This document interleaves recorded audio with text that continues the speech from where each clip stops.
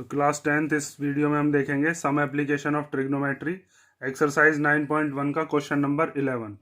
तो question number 11 की figure आपको उसमें एक्सरसाइज में भी गिवन है, जिसमें हमें बताया है कि एक टीवी टावर स्टैंड है vertically on the bank of A canal. Means कोई एक नहर है, उसके किनारे पर एक वर्टिकली टावर को खड़ा किया गया है। जैसे ये टावर दे रखा है हमारे पास, जिसका नाम क्या दिया है इसने, ए बी। ये टावर है जो कि एक नदी के किनारे पर है। तो नदी का एक किनारा ये हो गया बी वाला point. From a point on the other bank directly opposite the tower the angle of elevation of the top of the tower is 60 degree. Means यहाँ से यहाँ तक ये जो नहर का दूसरा किनारा है, मीन्स दूसरा किनारा है ये सी पॉइंट। इस किनारे पर एक पॉइंट है, इस वाले पॉइंट से एंगल ऑफ एलिवेशन कितने डिग्री का बन रहा है, 60 डिग्री का। तो यहाँ से एंगल ऑफ एलिवेशन कितना है, 60 degree. From another point 20 metre away from this point on the line joining this point to the foot of the tower the angle of elevation of the top of the tower is 30 degree. Means एक दूसरा point है जो कि 20 metre away है उस point से जो कि पॉइंट पहले था। जैसे ये जो पहला पॉइंट है ये कौन सा है, सी। इस वाले पॉइंट से 20 मीटर दूर एक पॉइंट और है, और इस वाले पॉइंट से जो एंगल ऑफ एलिवेशन है टॉप पर वो कितने डिग्री का बन रहा है, 30 डिग्री का। हमें बताना है find the height of the tower and width of the canal. Means ये यहाँ से यहाँ तक ये जो टावर की हाइट है ये कितनी है, और साथ में विड्थ ऑफ द कैनाल मतलब कि ये जो नहर है यहाँ से यहाँ तक ये नहर की चौड़ाई कितनी है। तो नहर का एक जो बैंक था, मीन्स एक जो किनारा था वो बी पॉइंट था और एक किनारा क्या है, सी पॉइंट। तो हम अगर बी सी पता कर लेते हैं तो यही क्या होगी आपके पास, विड्थ ऑफ द कैनाल। ठीक है, तो अब हमें क्या क्या चीज़ फाइंड आउट करनी है, एक ए बी और एक बी सी। तो हम ए बी को मान लेते हैं। मान लीजिए ये जो हाइट है ये कितनी हमने मान ली, ये मान ली एच मीटर, और यहाँ से यहाँ तक बी सी को आप क्या मान सकते हो, ये हमने मान ली एक्स मीटर। ठीक है, तो यहाँ पर आपको दिख रहा होगा कि यहाँ पर हमारे पास दो राइट ट्राइंगल बन रहे हैं। एक राइट ट्राइंगल है जिसका नाम है ए बी डी। ठीक है, ये जो बड़ा वाला ट्राइंगल है, इस बड़े वाले ट्राइंगल में हम ट्रिग्नोमेट्री की हेल्प से क्या काम करेंगे, हमारे पास ये जो टोटल बेस है यहाँ से यहाँ तक बी डी, ये बी डी कितना है हमारे पास 20 + x। ठीक है, और ये जो हाइट है, हाइट कितनी है, A B. Means perpendicular, theta के सामने वाला परपेंडिकुलर होता है ना, तो एक रिलेशन तो हम इससे बना लेंगे। दूसरा, जब हम दूसरा वाला ट्राइंगल देखेंगे जिसका नाम है ए बी सी, तो इस ए बी सी वाले ट्राइंगल में आप देखोगे कि यहाँ पर ये जो एंगल दिया है इस एंगल के सामने परपेंडिकुलर, इसका भी यही बैठेगा ए बी। और जो इसका बेस है, इसका बेस कितना है, बी सी मीन्स एक्स। एक रिलेशन हम वहाँ से निकालेंगे, फिर दोनों इक्वेशंस को इक्वेट करके वहाँ से हम हाइट की और विड्थ की वैल्यू को फाइंड आउट करेंगे। ठीक है, तो यहाँ पर हमारे पास दो राइट ट्राइंगल हैं, और ट्रिग्नोमेट्री आपको पता होगा राइट ट्राइंगल में ही लगती है। तो सबसे पहले हम लिखते हैं क्या क्या चीज़ हमने मानी है। Let the height of the tower, वो हमने कितनी मानी है, हाइट ऑफ द टावर वो हमने मान ली एच मीटर। ठीक है, यहाँ से यहाँ तक H metre. And width of the canal, width of the canal वो हमने कितनी मानी है, वो हमने मानी है एक्स मीटर। ठीक है, तो यहाँ से हम एक बात कह सकते हैं कि ये ए बी जो है, ये ए बी हमने कितनी मान ली है, एच मीटर, और साथ में ये जो विड्थ है मीन्स बी सी, ये बी सी हमने कितनी मानी है, एक्स मीटर। ठीक है, ये दो चीज़ हमने लिख ली। अब यहाँ पर हमारे पास दो ट्राइंगल जो हैं, इन दोनों ट्राइंगल्स में हम ट्रिग्नोमेट्री लगाने वाले हैं। तो पहले ये जो बड़ा वाला ट्राइंगल है, चाहे तो इसमें लगा लो, चाहे छोटे वाले ट्राइंगल में। तो बड़े वाले ट्राइंगल का नाम क्या है, ए बी डी। तो in triangle A B D, तो देखिए यहाँ पर हमें जो रिलेशन निकालना है, एक तो यहाँ पर ये परपेंडिकुलर और एक ये बेस। तो परपेंडिकुलर और बेस का रिलेशन किस में होता है, वो होता है आपके पास tan में। ये चीज़ आपने पढ़ रखी है ना, ये मैंने कई बार क्वेश्चंस में बताई है। पिछली वीडियो अगर आपने देखी होगी तो उसमें ही बताया था कि P B P upon H H B means Pandit Badri Prasad हर हर बोले। तो यहाँ पर परपेंडिकुलर और बेस का रिलेशन किस में होता है, tan में। आप चाहो तो tan लगा सकते हो, चाहो तो cot भी लगा सकते हो। दोनों से आंसर सेम ही आएगा, क्योंकि दोनों की जो वैल्यूज होती हैं वो एक दूसरे की रेसिप्रोकल ही होती हैं। तो हम यहाँ पर लगा रहे हैं tan, और ये वाला एंगल है कितने का, 30 डिग्री का। तो ये होता है आपके पास कितना, परपेंडिकुलर अपॉन बेस। तो आप देखोगे इस 30 डिग्री वाले एंगल के सामने यहाँ पर ये परपेंडिकुलर हो जाएगा, जिसका नाम क्या है, ए बी। ठीक है, और यहाँ से यहाँ तक ये बी सी कितना है, वो सॉरी बेस कितना है, जिसका नाम क्या है, डी बी। तो यहाँ पर हम लिख देते हैं डी बी। ठीक है, अब उसके बाद tan 30 की वैल्यू आपको पता होगी। tan 30 कितना होता है वो रख लेते हैं हम। tan 30 होता है आपके पास 1/√3। ठीक है, अब ये जो डी बी है, इस डी बी को आप टोटल कितनी लिखोगे, 20 + x। तो यहाँ पर हम लिख सकते हैं ए बी हमने कितनी मानी थी, ए बी को लिख लो, ए बी है हमारे पास h, और डी बी कितनी है, ये है 20 + x। ठीक है, ये चीज़ समझ में आ गई ना। उसके बाद हम क्या करते हैं, क्रॉस मल्टीप्लाई करते हैं। इस 20 + x की मल्टीप्लाई करेंगे 1 में, और इस √3 की मल्टीप्लाई करेंगे h में। तो जब इसकी इधर मल्टीप्लाई करेंगे और इसकी इधर, तो ये आ जाएगा 20 + x की 1 में मल्टीप्लाई करके, तो ये डिजिट आ जाएगी। और इस √3 की जब h में करेंगे तो यहाँ से आ जाएगा आपके पास √3h। ठीक है, अब यहाँ से या तो x की वैल्यू निकाल लो या h की वैल्यू। अगर आप h की वैल्यू निकालते हो तो ये √3 इन दोनों के डिवाइड में चला जाएगा, या फिर अगर आप x की वैल्यू निकालते हो तो ये 20 प्लस का इधर आके माइनस में हो जाएगा। आप किसको इक्वेट करना चाहते हो वो आपकी मर्जी है। जैसे मान लीजिए यहाँ पर x की वैल्यू मैंने निकाली, तो वो हो जाएगा √3h - 20। ये हमारे पास इक्वेशन बन गई, इक्वेशन नंबर फर्स्ट फ्रॉम कौन सा triangle, triangle A B C. अब दूसरे ट्राइंगल में से हम एक इक्वेशन बनाते हैं, क्योंकि यहाँ पर देखो हमारे पास दो वेरिएबल आ गए, एक x है और एक h है, तो हमारे पास दो इक्वेशन होनी चाहिए जब हम इनको इक्वेट करके और h की और x की वैल्यू निकाल पाते हैं। तो हमारे पास दूसरा ट्राइंगल है जिसका नाम क्या है, ए बी सी। तो ए बी सी वाले ट्राइंगल में आपको दिख रहा होगा ये एंगल कितने का है, ये है 60 डिग्री का। ठीक है, तो यहाँ से हम इस 60 डिग्री के हिसाब से निकालेंगे तो कौन सा ट्राइंगल है, अब now in triangle A B C. ठीक है, और ए बी सी वाले ट्राइंगल में हम क्या लगाएंगे, tan 60 डिग्री। तो tan 60 डिग्री यहाँ इसके सामने परपेंडिकुलर कितना हो जाएगा, परपेंडिकुलर अपॉन बेस। तो परपेंडिकुलर हो जाएगा A B and base is B C. ठीक है, उसके बाद हमें पता है tan 60 की वैल्यू कितनी होती है, वो होती है √3। ये वैल्यूज आपको पता होनी चाहिए, कम से कम tan 30, tan 60 और tan 45 की वैल्यू तो याद ही कर लो, क्योंकि हर एक क्वेश्चन में ज़्यादातर हमको tan 30 की वैल्यू, tan 45 की वैल्यू और tan 60 की वैल्यू, इन तीनों की ही ज़रूरत पड़ती है। tan 0 वाला क्वेश्चन नहीं आता है और ना ही tan 90 का क्वेश्चन आता है, क्योंकि इससे आता है नॉट डिफाइन और इससे क्या आता है, 0। तो हमारे पास ज़्यादातर इन तीनों की ज़रूरत पड़ती है, या फिर कोई क्वेश्चन साइन वाला भी आ सकता है, लेकिन ये तीनों आपको पता होनी चाहिए। ठीक है, अब यहाँ पर ए बी की वैल्यू कितनी है, तो ए बी की वैल्यू हम रख देंगे वो है h, और बी सी की वैल्यू कितनी है यहाँ से x। ठीक है, तो यहाँ से अगर आप x की वैल्यू निकालना चाहो तो क्या हो जाएगी, जैसे यहाँ से आपने x की वैल्यू रखी थी √3h - 20, तो यहाँ से अगर x की वैल्यू निकालेंगे तो x को इधर भेज दो और ये √3 इधर आ जाएगा, क्रॉस मल्टीप्लाई में ये इधर चला जाएगा, ये इधर आ जाएगा। तो यहाँ से हमारे पास x कितना आ जाएगा, x इक्वल टू आ गया h/√3। ठीक है, ये हमारे पास कौन सी इक्वेशन हो गई, ये हो गई इक्वेशन नंबर सेकेंड। ठीक है, अब यहाँ से आप एक चीज़ देख सकते हो कि यहाँ पर x की वैल्यू कितनी है, √3h - 20, और यहाँ पर x की वैल्यू कितनी है, h/√3। मीन्स दोनों के LHS इक्वल हैं तो दोनों के RHS भी इक्वल ही होंगे। या फिर आप ऐसे समझ सकते हो कि यहाँ पर ये जो x है, इस x की जगह हम क्या रख सकते हैं, h/√3। ठीक है, तो अब हम इसके आगे सॉल्व करने वाले हैं दोनों इक्वेशंस को लेकर। तो यहाँ पर देखो, अब from equation first and second, अब लिखेंगे from equation first and second. तो फर्स्ट और सेकेंड इक्वेशन से हम ये कह सकते हैं, फर्स्ट इक्वेशन थी हमारे पास x इक्वल टू √3h - 20, यह है ना, x इक्वल टू √3h - 20। तो यहाँ पर हम अब x की जगह क्या रखने वाले हैं, जो हमने x की वैल्यु निकाली थी अभी, कितनी थी वो, h/√3।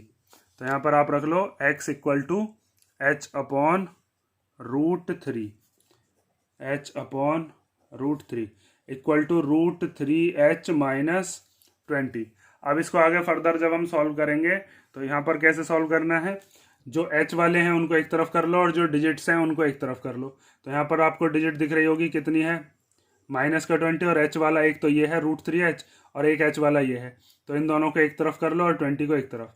तो ये -20 को हम इधर ले आते हैं, इधर आके कैसा हो जाएगा, प्लस का, ये √3h बचा इधर, और इस √3h की तरफ इसको ले आए हम, ये हो गया माइनस का h/√3। ठीक है, ये चीज़ समझ में आई ना। आप चाहो तो इसको भी इधर लेके आ सकते थे, इधर माइनस का 20 बचता, फिर बाद में माइनस कॉमन लेके माइनस से माइनस कट जाते। तो यहाँ पर इसके नीचे कुछ नहीं है, तो 1 मान के एलसीएम ले लो या इस √3 की इधर मल्टीप्लाई कर लो, सीधा एलसीएम आ जाता है। तो जब हम √3 की मल्टीप्लाई √3 में करेंगे तो कितना आ जाएगा, √3 की √3 में करके आ जाएगा 3 और फिर h माइनस ये वाला h और अपॉन में क्या आ गया √3। ये समझ में आया ना, इस √3 की इधर मल्टीप्लाई कर देते हैं, √3 इंटू √3 3 हो गया, और माइनस h ये वाला ऐसे ही आ गया, और ये जो √3 था अब ये पूरे के अपॉन में आ गया। उसके बाद अब आपको यहाँ पर दिख रहा होगा 3h में से h जाएंगे तो कितना बचेगा, ये बचेगा आपके पास 2h। तो यहाँ से हम लिख सकते हैं 20 इक्वल टू, ये 1h है ना, 3h में से 1h गए तो 2h अपॉन √3। यहाँ से इस √3 को डिवाइड वाले को भेज देंगे कहाँ पर, मल्टीप्लाई में, और ये जो मल्टीप्लाई वाला 2 है इसको कहाँ पर भेज देंगे, डिवाइड में। ये h और 2 के बीच में मल्टीप्लाई है, तो यहाँ से 20 इंटू √3 और अपॉन में क्या आ गया 2, इधर क्या बचा h, 2 से इसको कैंसिल किया कितने बार, 10 बार। तो हमारे पास h की वैल्यू कितनी आ गई, 10√3 मीटर। इसका मतलब हमें ये पता चल गया कि जो हमारी हाइट थी टावर की वो कितनी है, 10√3 मीटर। तो लास्ट में लाइन लिख देंगे हम कि hence the height of tower, height of the tower is 10√3 metre. ठीक है, तो टावर की हाइट तो हमारे पास आ गई, ये जो टावर हमें दिया था AB। अब हमारे पास क्या बची है, यहाँ से यहाँ तक ये BC और निकल जाए, तो BC हमारे पास कितनी मानी थी हमने, x। अगर हम x निकाल लेते हैं तो हम ये बता देंगे कि जो कैनाल थी उसकी विड्थ कितनी है। तो x निकालने के लिए या तो √3 की वैल्यू यहाँ पर पुट कर लो, या फिर सॉरी h की वैल्यू या तो यहाँ पर पुट कर लो, या फिर h की वैल्यू यहाँ पर पुट कर लो। कोई से भी पुट करोगे तो हमारे पास x की वैल्यू आ जाएगी। इसमें रखना आसान है तो हम इसी में ही वैल्यू रख लेते हैं। तो हमारे पास now put the value of h in equation second, और सेकेंड इक्वेशन क्या थी अपने पास, x इक्वल टू h/√3, और h की वैल्यू अभी हमने निकाली है, वो कितनी आई है, 10√3। तो यहाँ पर h की जगह हम कितना रख देंगे, 10√3, और अपॉन में क्या है √3। तो √3 से √3 क्या हो गया, कैंसिल। तो हमारे पास h कितनी आ गई, सॉरी x कितनी आ गई, 10 मीटर। तो जब हमारे पास x 10 मीटर आ गई तो इसका मतलब हम ये कह सकते हैं विड्थ ऑफ द कैनाल कितनी है, विड्थ ऑफ द कैनाल है 10 metre. Hence width of the canal is 10 metre. ठीक है, तो हमारे पास हाइट जो कि हमने कितनी मानी थी AB, वो हमारे पास आ गई है, और साथ में विड्थ वो कितनी मानी थी हमने, वो हमने मानी थी BC। तो हमारे पास BC कितनी आ गई, 10। ठीक है, ये क्या है, BC है, ये BC है, BC। ठीक है, तो यहाँ से हमारा कौन सा क्वेश्चन हो गया, ये क्वेश्चन नंबर 11। अब हम देखते हैं क्वेश्चन नंबर 12।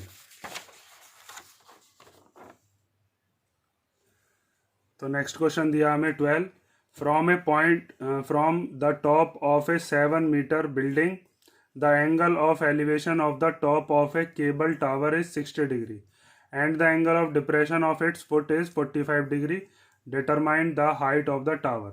मीन्स एक 7 मीटर ऊंची बिल्डिंग के टॉप पर कोई खड़ा हुआ है और वहां से वो एंगल ऑफ एलिवेशन बना रहा है किसी केबल टावर के टॉप पर। मीन्स जब वो किसी 7 मीटर ऊंची बिल्डिंग के टॉप पर खड़ा हुआ होगा तो वहां से एंगल ऑफ एलिवेशन बनाने के लिए उसे ऊपर की तरफ देखना पड़ेगा।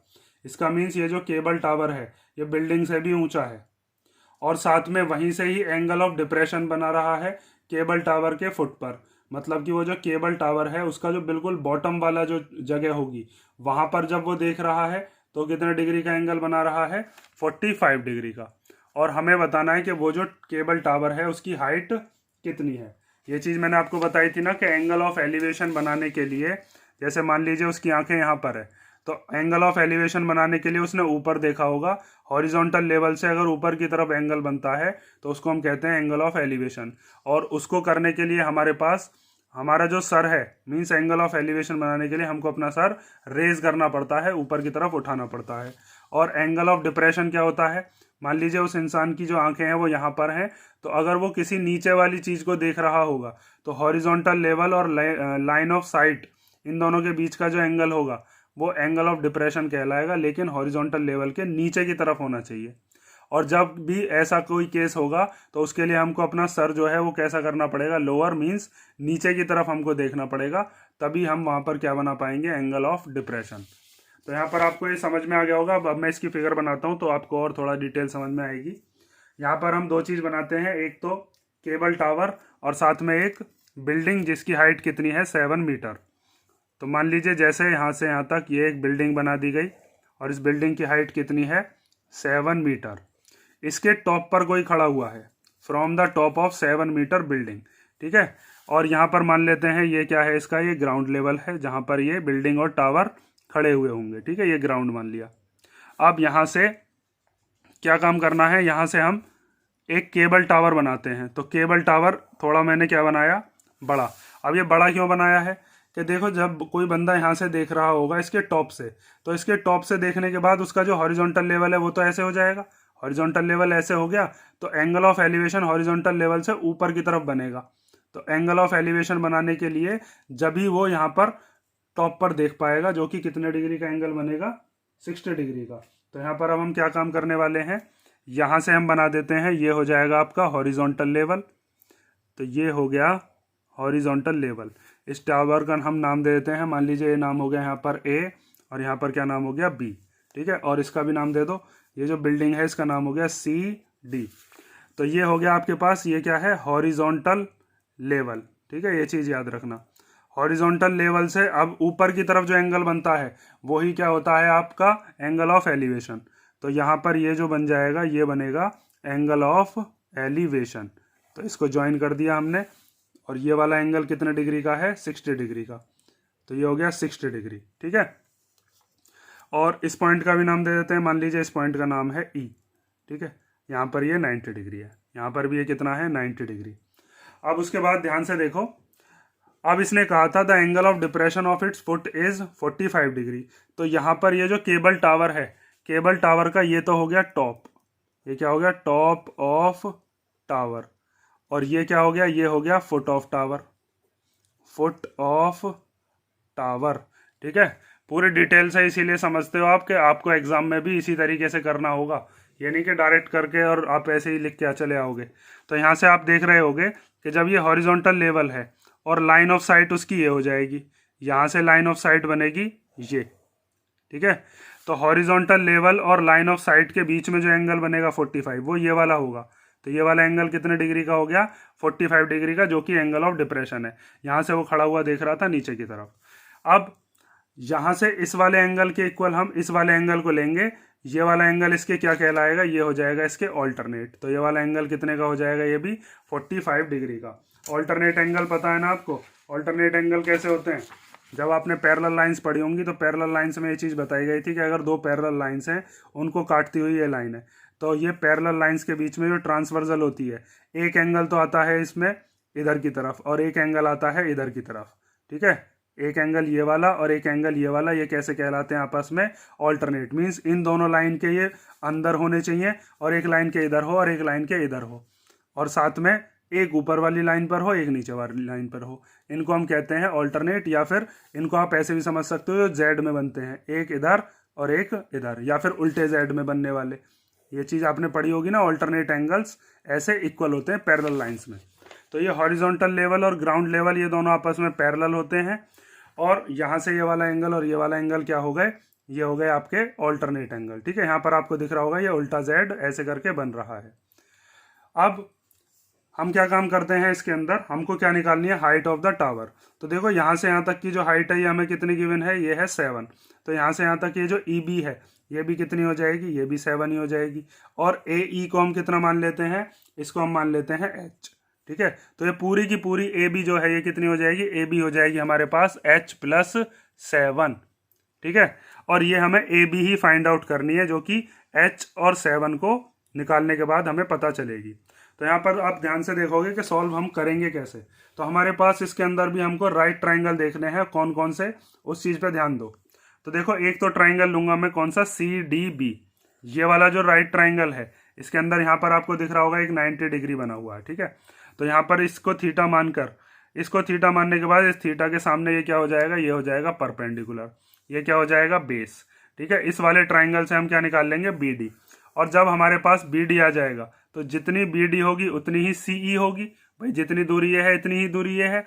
जब हमारे पास सी ई आ जाएगी तो फिर हम इस वाले ट्राइंगल में ट्रिग्नोमेट्री की हेल्प से क्या निकाल लेंगे, ए ई।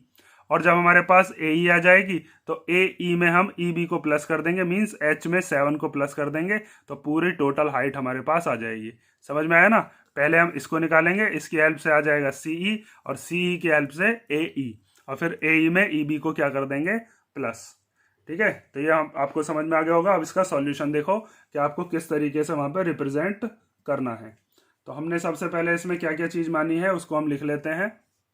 तो आप लिखोगे कि यहाँ पर हमने जो हाइट ऑफ टावर है जो कि हमको निकालनी है, हाइट ऑफ टावर जो कि कितनी है, ए बी, उसको हमने कितना मान लिया है, h प्लस 7 मीटर। ठीक है, आपने ये सब चीज़ें इसमें डायग्राम में शो कर दी हैं। और साथ में ये जो सी डी है जो कि हाइट ऑफ बिल्डिंग है, ये हमें गिवन है। गिवन क्या दे रखा है हमें, C D equal to 7 metre, जो कि क्या है, हाइट ऑफ द बिल्डिंग। ठीक है, ये चीज़ आपको लिखनी है। उसके बाद आप ये चीज़ लिख सकते हो कि जितनी सी डी है उतनी ही क्या है आपके पास यहाँ से यहाँ तक ये ई बी। सी डी और ई बी दोनों की दोनों इक्वल हैं, क्योंकि ये क्या ना कितने कितने की आ गई, 7 मीटर की। और जितनी यहाँ से यहाँ तक ये डी बी आएगी, डी बी किसके इक्वल होगी, सी ई के इक्वल। ठीक है, ये दोनों की दोनों भी आपस में इक्वल हैं। तो अब हमारे पास ये जो दो ट्राइंगल हैं, इन दोनों ट्राइंगल्स के अंदर हम ट्रिग्नोमेट्री का हेल्प लगा के और निकालते हैं। अब तो पहला ट्राइंगल लेते हैं हम, ये वाला, और इस ट्राइंगल के अंदर ये वाला एंगल हमें कितना दिया है, 45 डिग्री का। ठीक है, ये दिख रहा है ना आपको 45 डिग्री। तो हमारे पास पहला ट्राइंगल है in triangle C D B. तो in triangle C D B, तो आप देख रहे होगे इस वाले ट्राइंगल में थीटा के सामने परपेंडिकुलर ये बेस, और परपेंडिकुलर और बेस का रिलेशन किस में होता है, वो होता है tan में। तो आप लिखोगे tan 45 डिग्री, थीटा के सामने ये हो गया परपेंडिकुलर जिसका नाम है सी डी, और बेस क्या हो गया यहाँ से यहाँ तक डी बी। tan 45 की वैल्यू कितनी होती है, वो होती है 1। ठीक है, अभी मैंने आपको पिछले क्वेश्चन में बताया था कि ये वैल्यूज आपको पता होनी चाहिए। tan 45 की वैल्यू क्या हो गई, 1। और यहाँ से अब हम सी डी की वैल्यू रख देते हैं। सी डी कितना हो जाएगा यहाँ से यहाँ तक, ये हो गया 7, और यहाँ से यहाँ तक ये डी बी कितना है, यही तो हमें फाइंड आउट करना है। तो इस डी बी को हम जब इधर की तरफ भेजेंगे तो डी बी की मल्टीप्लाई 1 में होके डी बी कितना आ जाएगा, 7 मीटर, 7 मीटर। तो डी बी हमारे पास आ गई। तो डी बी हमने क्यों निकाली है, क्योंकि हम अब डी बी के इक्वल किसको रख देंगे, सी ई को। और सी ई को रखने के बाद फिर अब हम यहाँ से क्या निकाल लेंगे, ए ई, और उसके बाद हमारा क्वेश्चन सॉल्व हो जाएगा। तो अब हम लगाते हैं कौन से वाले ट्राइंगल में, इन ट्राइंगल ए ई सी। ठीक है, तो इधर की तरफ देखो अब, इन ट्राइंगल ए ई सी, इन ट्राइंगल ए ई सी। तो इस वाले ट्राइंगल में हमें क्या दिया है, यहाँ पर दिया है tan 60 डिग्री, और इसके सामने यहाँ पर परपेंडिकुलर कौन सा बैठेगा, वो होगा ए ई। और साथ में ये जो इसका बेस है, बेस का नाम क्या है, ये है सी ई। ठीक है, तो tan 60 की वैल्यू कितनी होती है, tan 60 होता है आपके पास √3। तो tan 60 की जगह हम कितना रख देंगे, √3। ए ई कितना है, ए ई यहाँ से यहाँ तक हमने कितना माना है, देखो ए ई कितना माना है, यहाँ से यहाँ तक ये माना है h, तो ए ई की जगह लिख देंगे h। और सी ई कितना रख देंगे, यहाँ से यहाँ तक सी ई कितना रखेंगे, सी ई और ई बी कहाँ गया, सी ई और डी बी, ये दोनों के दोनों कैसे थे, इक्वल। तो डी बी हम निकाल चुके हैं 7, तो सी ई भी कितना हो जाएगा, 7। तो यहाँ पर आप लिख के भी बता सकते हो कि सिंस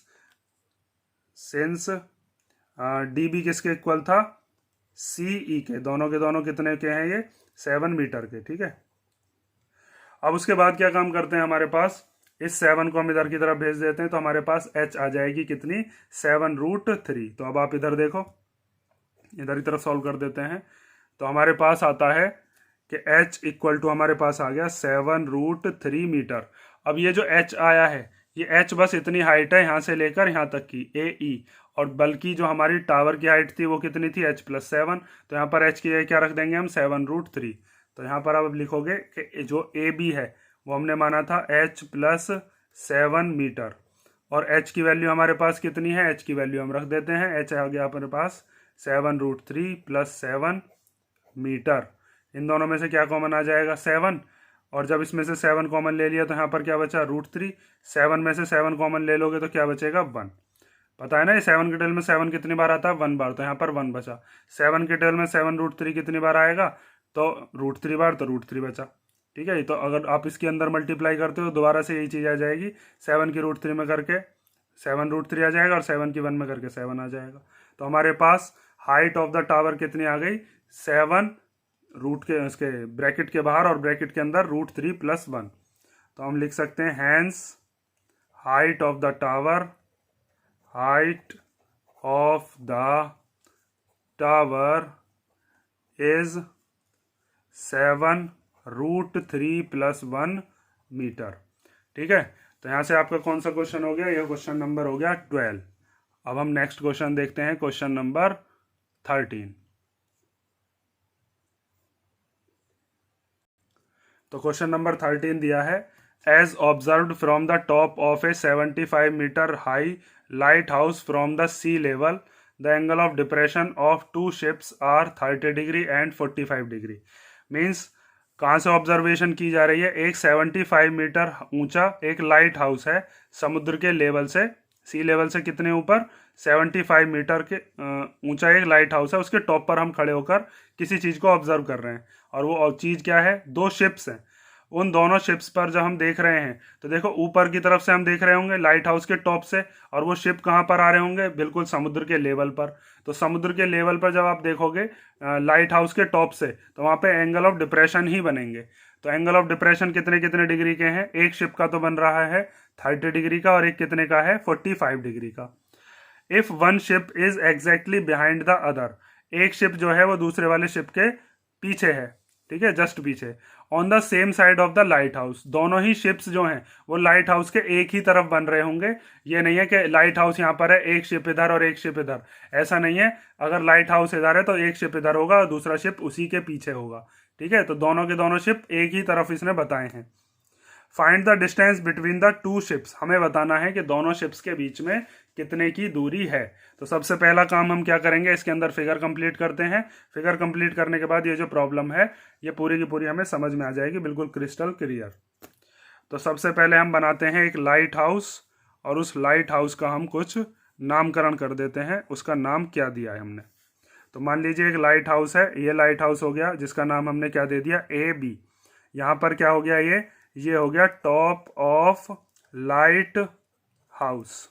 ठीक है, ये लाइट हाउस का क्या हो गया, टॉप। और साथ में नीचे ये जो B वाला पॉइंट है, यहाँ पे क्या हो जाएगा, ये हो जाएगा आपका सी लेवल, समुद्र का लेवल ये है। ठीक है, जो सी लेवल होता है जहाँ से हम किसी भी चीज़ की हाइट को नापते हैं। तो यहाँ से आपके पास ये जो सी लेवल है, इस सी लेवल पर आपके पास 2 शिप्स दे रखे हैं। मान लीजिए एक शिप जो है वो इस वाले पॉइंट पर है AB, मान लीजिए यहाँ पर C पॉइंट है, और एक शिप इस वाले पॉइंट पर है। ये वाला शिप कौन से पॉइंट पर है, D पॉइंट पर। ठीक है, तो यहाँ से आपके पास 2 कैसे एंगल बन रहे हैं, एंगल ऑफ डिप्रेशन। तो डिप्रेशन के एंगल के लिए हमारे पास 2 चीज़ होनी चाहिए, एक तो हॉरिजॉन्टल लेवल और एक लाइन ऑफ साइट। तो देखिए, जब यहाँ पर टॉप पे कोई इंसान खड़ा हुआ है तो उसकी आंखों से जो हॉरिजॉन्टल लेवल बनेगा वो बिल्कुल सीधा बनेगा। जो मैंने आपको इंट्रोडक्शन वाला पार्ट बताया था उसके अंदर बताया है ना, ये एंगल ऑफ डिप्रेशन के अंदर आंखों से जो बिल्कुल सीधा लेवल बनेगा ये हॉरिजॉन्टल लेवल, और नीचे की तरफ जब वो देख रहा होगा तो ये क्या बन जाएगी, लाइन ऑफ साइट। ठीक है, और हॉरिजॉन्टल लेवल और लाइन ऑफ साइट के बीच में क्या बनेगा, angle of depression. Angle of depression horizontal level के नीचे बनता है। तो यहाँ से हम हॉरिजॉन्टल लेवल बनाते हैं, यहाँ से हम मान लेते हैं ये क्या हो गया आपका हॉरिजॉन्टल लेवल। ठीक है, ये हो गया हॉरिजॉन्टल लेवल। अब यहाँ से हमारे पास 2 एंगल बन रहे हैं, एक एंगल है हमारे पास 45 डिग्री का और एक 30 डिग्री का। तो जब यहाँ से इसने इस शिप को देखा तो ये वाला जो एंगल बना है, ये वाला एंगल, तो ये वाला एंगल कितने डिग्री का है, 30 डिग्री का। तो जब ये वाला एंगल 30 डिग्री का है तो ये वाला भी कितने का हो जाएगा, ये भी हो जाएगा 30 डिग्री। क्योंकि आपको मैंने भी बताया था ऑल्टरनेट के लिए जहाँ पर भी Z बन रहा होता है उसमें ये वाला एंगल और ये वाला एंगल पैरेलल लाइंस के हिसाब से कैसे होते हैं, ऑल्टरनेट इंटीरियर एंगल्स। ठीक है, और उसके बाद जब उसने दूसरे वाले शिप को देखा, इस वाले शिप को, तो इस वाले शिप पर कितने डिग्री का एंगल बन रहा था, ये बन रहा था 45 डिग्री का। तो यहाँ से यहाँ तक ये जो एंगल है ये कितने डिग्री का है, ये है 45 डिग्री का। तो ये वाला एंगल भी कितने का हो जाएगा, 45 डिग्री का। आपको दिख रहा होगा ये भी एक जेड बन रहा है। तो यहाँ पे ये वाला एंगल और ये वाला एंगल भी आपस में कैसे होंगे, इक्वल। अब उसके बाद बात आती है कि हमें बताना क्या था, हमें बताना था distance between the two ships. तो दोनों शिप जो है, एक सी पॉइंट पर है, एक डी पॉइंट पर, इन दोनों के बीच का डिस्टेंस हम पता कर लेंगे। तो इन दोनों के बीच के डिस्टेंस को हम मान लेते हैं कुछ, मान लीजिए यहाँ से यहाँ तक ये कितना है, डिस्टेंस है x मीटर, ठीक है, x मीटर। उसके बाद हमें जो ये लाइट हाउस था, ये जो लाइट हाउस है इसकी हाइट हमें गिवन थी, कितनी है, 75 मीटर। अब यहाँ से हम क्या काम करने वाले हैं, दो ट्राइंगल मुझे दिख रहे हैं जिसके अंदर हम ट्रिग्नोमेट्री की हेल्प से इक्वेट कर सकते हैं। तो पहला ट्राइंगल है हमारे पास ए बी सी। तो ए बी सी वाले ट्राइंगल की हेल्प से हम क्या निकाल सकते हैं, बी सी, ठीक है। ए बी तो हमें पता है, ए बी क्या हो जाएगा, इस एंगल के सामने ये परपेंडिकुलर हो जाएगा, ये बेस हो जाएगा। तो जब हमारे पास ये बी सी आ जाएगा, फिर उसके बाद हम इक्वेट करके दूसरे वाले ट्राइंगल में, दूसरे ट्राइंगल का नाम क्या है यहाँ पर आपको दिख रहा होगा, दूसरा ट्राइंगल है हमारे पास ए डी बी।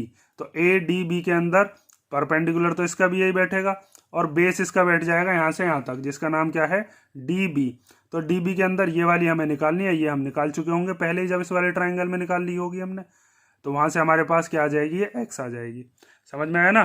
तो अब हम क्या काम करते हैं, ये जो दो ट्राइंगल है, इन दोनों ट्राइंगल्स के अंदर ट्रिग्नोमेट्री लगाते हैं। सबसे पहले आप मानोगे जो जो चीज़ आपने लिखी है, तो सबसे पहले हमें जो जो चीज़ गिवन है, हमें गिवन दे रखा है कि ए बी जो है वो हमारे पास कितना है, 75 मीटर। और हमने लेट कर लिया है, मीन्स एज्यूम कर लिया है डिस्टेंस दोनों शिप्स के बीच में।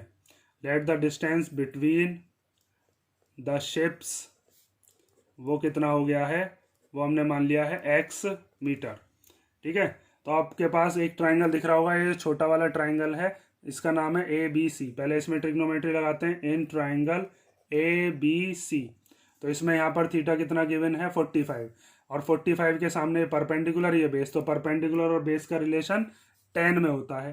तो यहाँ पर आप लगाओगे tan 45 degree equal to perpendicular कितना है, परपेंडिकुलर हो गया ये वाला जिसका नाम क्या है, ए बी, और बेस क्या हो गया यहाँ से यहाँ तक, ये हो गया बी सी। और tan 45 की वैल्यू कितनी होती है, ये होती है 1। ए बी कितना है यहाँ से यहाँ तक, ये दे रखा है हमको 75 मीटर। और अपॉन में क्या बचा इसके, बी सी। बी सी हमको पता ही नहीं है, बी सी हमें निकालनी है। तो इस बी सी को हम इधर भेज देंगे 1 के मल्टीप्लाई में, तो बी सी की 1 में मल्टीप्लाई करके बी सी ही आ जाएगा। यहाँ से क्या बचा, 75 मीटर। तो बी सी हमारे पास आ गई। अब इसका हेल्प हम कब लेंगे, जब हमारे पास दूसरा ट्राइंगल हम लगाएंगे, तो उस वाले ट्राइंगल में हमको बी सी की ज़रूरत पड़ेगी और वहाँ पर हम बी सी की वैल्यू को पुट कर देंगे। तो हमारे पास दूसरा ट्राइंगल है जिसका नाम क्या है, ए बी डी।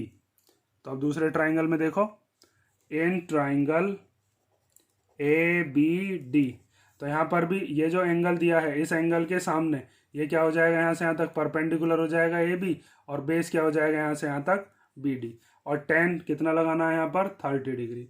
तो यहाँ से लिखोगे tan 30 degree equal to perpendicular की जगह क्या लिख देंगे, ए बी, और बेस की जगह क्या लिख देंगे यहाँ से यहाँ तक डी बी।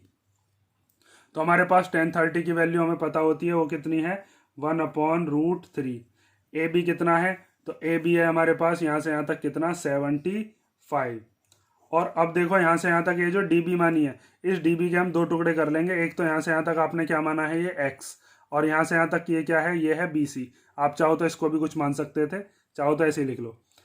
तो यहाँ से यहाँ तक ये हो गया डी सी, और ये वाली कितनी हो गई, यहाँ से यहाँ तक ये हो गई बी सी। अब हम इसमें वैल्यू पुट कर लेते हैं, और वैल्यू पुट करने के बाद अपना आंसर आ जाएगा। तो 1/√3 इक्वल टू 75 अपॉन ये जो यहाँ तक डी सी जो है ये कितनी है, एक्स, और यहाँ से यहाँ तक बी सी, इस बी सी की वैल्यू हम निकाल चुके हैं, वो कितनी है, 75। तो यहाँ से हमारे पास बी सी की वैल्यू हमने 75 रख दी। अब ये इधर क्रॉस मल्टीप्लाई में जाएगा 1 के पास, और ये √3 किसके पास जाएगा, 75 के पास। तो x + 75 में जब 1 की मल्टीप्लाई करेंगे, तो 1 की मल्टीप्लाई करके तो वही डिजिट आ जाती है। तो x + 75 इक्वल टू इस √3 की 75 में करेंगे तो 75 √3।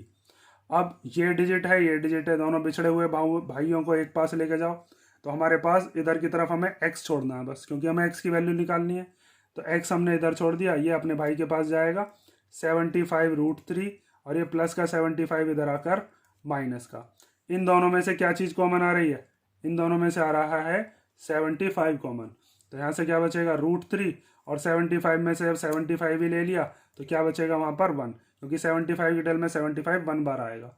तो यहाँ से हमारे पास x, जो कि हमने क्या माना था, डिस्टेंस बिटवीन द शिप्स, वो कितना आ गया? 75√3 माइनस 1, और यही हमारा डिस्टेंस है दोनों शिप्स के बीच में। तो यहाँ पर आप लास्ट में लाइन लिख दोगे बस अब, और ये आपका क्वेश्चन कंप्लीट।